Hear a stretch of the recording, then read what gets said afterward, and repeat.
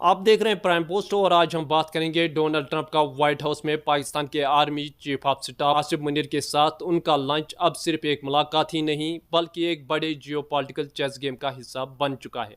न सिर्फ south Asia बल्कि इसराइल और ईरान के बीच में जंग जो है अपनी शिद्दत पे है। इसराइल और ईरान जंग के बीच में ये मीटिंग अमेरिका की फॉरेन पॉलिसी का नया रंग दिखाने लगी है।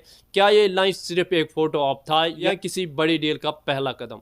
डोनाल्ड ट्रंप ने एक बार फिर से दुनिया की हेडलाइंस में अपनी जगह बना ली है जब उन्होंने पाकिस्तान के army chief general Asif Munir को व्हाइट हाउस में लंच पर बुलाया है।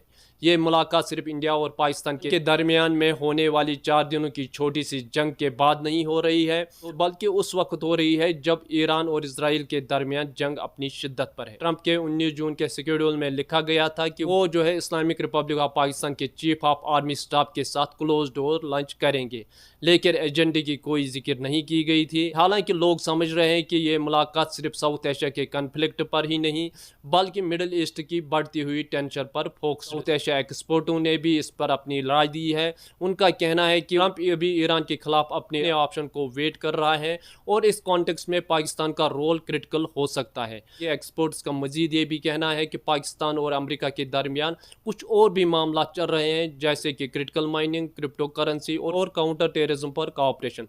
ट्रंप इन तमाम टॉपिक्स में पर्सनल इंटरेस्ट रखते हैं, इसीलिए ये मुलाकात सिर्फ ईरान और इसराइल तक महदूद नहीं हो सकती है। एक और ट्विस्ट इसमें यह भी है कि ये पहली दफा हो रहा है जब किसी पाकिस्तानी आर्मी चीफ को डायरेक्टली यूएस प्रेसिडेंट ने व्हाइट हाउस में होस्ट किया है। इससे पहले 2001 में general Pervez Musharraf George Bush से मिले थे, तब वो पाकिस्तान के हेड ऑफ स्टेट भी थे। इस दफा सिर्फ एक आर्मी चीफ होने के बावजूद आसिफ मुनीर का ट्रंप से मुलाकात करना डिप्लोमेटिक और मिलिट्री सर्कल्स में बज क्रिएट कर रहा है।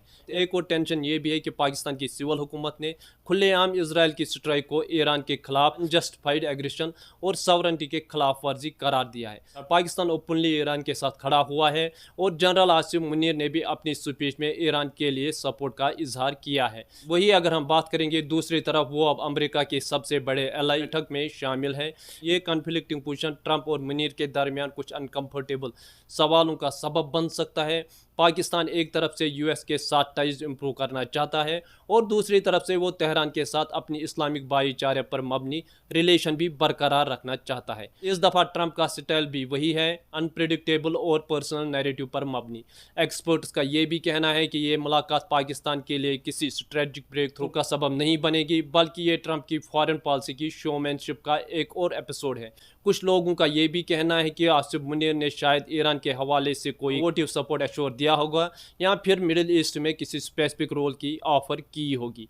ट्रंप ईरान को कॉर्नर करना चाहता है। इजराइल इस वक्त ईरान के साथ मुकम्मल जंग के मूड में है और पाकिस्तान दोनों के दरमियान डिप्लोमेसी का किरदार अदा कर रहा है या कम अज कम ऐसा इंप्रेशन देने की कोशिश कर रहा है। लेकिन इस सब के दरमियान सबसे ज़रूरी बात यह है कि दुनिया ने अभी तक ट्रंप और आसिफ मुनीर के दरमियान हुई मुलाकात के असली मकसद को ऑफिशियली नहीं जाना है। इस बात का भी अंदेशा लगाया जा रहा है कि ये जो है नोबेल पीस प्राइज के हवाले से ट्रंप का एक और पीआर स्टंट हो सकता है, जहां वो अपने आप को पीस ब्रोकर के तौर पर शो करना चाहते हैं।